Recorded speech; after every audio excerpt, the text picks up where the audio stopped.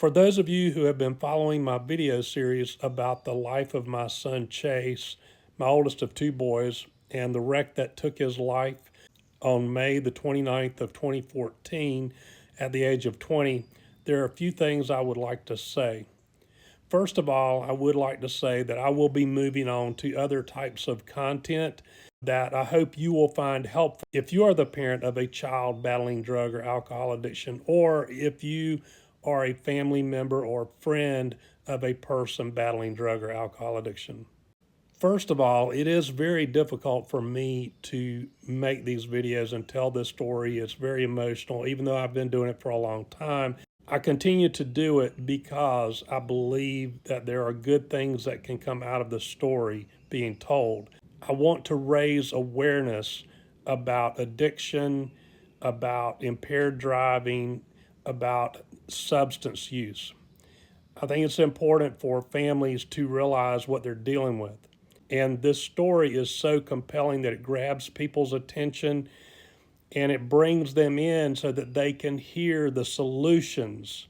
And that's what I want to provide. I want to provide solutions. I've been on a quest for almost 11 years now to come up with solutions for families who have a loved one battling addiction. To the family of the driver, I just want to say I'm sorry that I know this comes up at least once a year.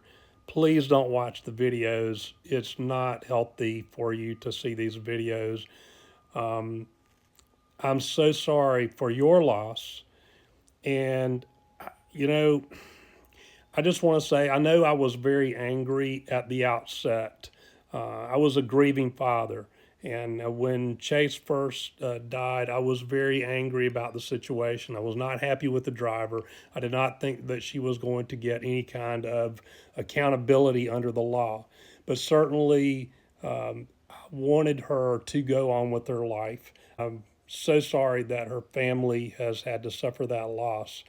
I believe she was a very pretty girl. I believe she was intelligent from just the couple of interactions that I had with her, and based on accounts that I've heard from other people, and it's just a tragic loss.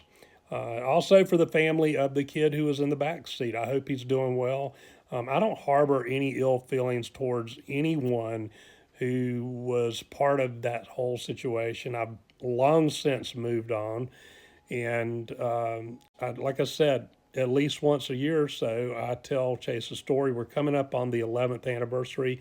It will be May the 29th of 2014. And these other lives were intertwined in part of the story. And unfortunately, there was another life that was lost as a result of the wreck and some of the choices, some of the decisions that got made that day. Certainly, Chase was the oldest of the three that were in his car. It was his car. He holds the lion's share of the responsibility in terms of the decisions that were made that day.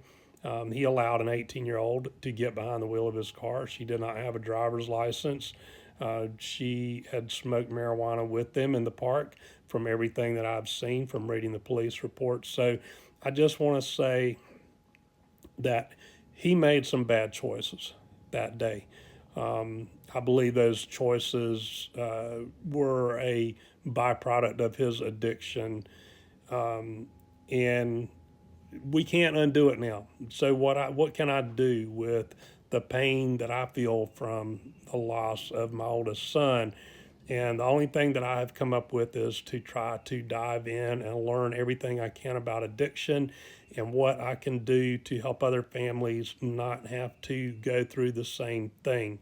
If you're grieving and you need support, I mean, if there's anything I can do, if I can talk to you, and if that will help, if I can point you to resources that would help, I'm happy to do that. The family of the driver in particular has been through a lot. They have experienced a lot of loss, more than most people, a lot more than most people. It has not been an easy path for them, and my heart goes out to them.